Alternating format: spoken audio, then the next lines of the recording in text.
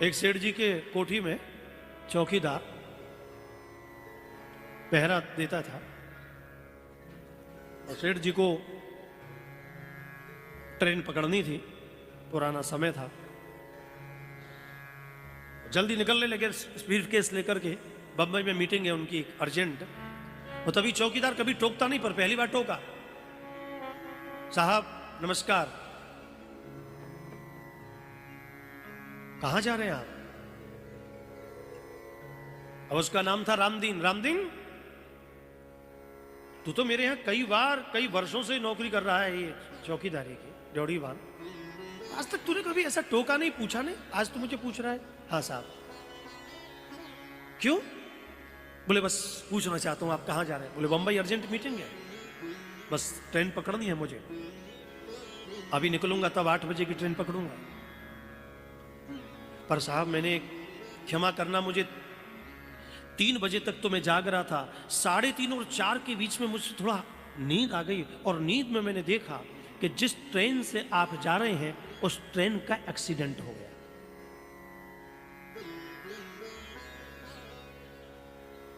और उस ट्रेन के डिब्बे में आप बैठे हैं और आपकी मृत्यु हो गई। जैसे ही सेठ जी की पत्नी ने सुना, रामदीन ये स्वप्न तूने देखा?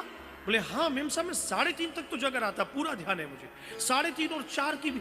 अरे सुबह का सपना तो कभी कभी सच हो जाता है। अपने पति से कहा, अब कोई भी हो, जान है तो जहान है, जो भी अर्जेंट मीटिंग है उनसे कह तो फिर कभी करना, मैं नहीं जाने दूंगी। अरे तुम क्या बात कर रही हो, बहुत अर्जेंट मीटिंग है मेरी, लाखों का नुकसान हो जाएगा। मैं कुछ नहीं जानती, नहीं जाने दूंगी। लो, पत्नी का हड़ देख करके सेठ जी आ गए, बड़े दुखी हुए। मेरी अर्जेंट मीटिंग, बहुत अर्जेंट मीटिंग थी। पर 2 घंटे के बाद सुना कि जिस ट्रेन से वो जा रहे थे उसी ट्रेन, वही कोच, उस ट्रेन का इतना बड़ा एक्सीडेंट हुआ कि उस कोच के जितने भी पैसेंजर थे वो सब मर गए।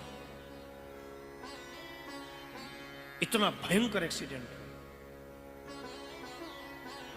और सेठ जी ने जैसे ही सुना तुरंत चौकीदार के पास आए, 2 लाख रुपया लेकर के, और उस चौकीदार को, रामदीन इधर आ। जी साहब ले ये 2 लाख रुपया। बोले साहब किस लिए? बोले तूने मुझे टोका, मेरी पत्नी ने सुना और तैने हमें बताया, अगर आज मैं चला ही जाता तो मारा जाता, ये तेरा पुरस्कार।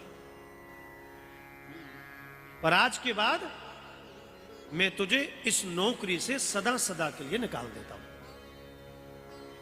ये तो एक दिन की बात है, तो बता रहा है कि 3:30 से 4 बजे तक मैं सो गया था। कहीं तू ऐसे अर्धरात्रि में सो गया तो मेरा जान और माल कभी भी खतरे में है। ये तो आध घंटे की केवल नींद थी तेरी और अचानक नींद लग गई। ये बात एक अलग है कि एक्सीडेंटली चौकीदार का जो सोना है वो लाभ करा दे, पर शास्त्र कहते हैं कि ऐसे चौकीदार का, संत का, विद्वान का, महापुरुष का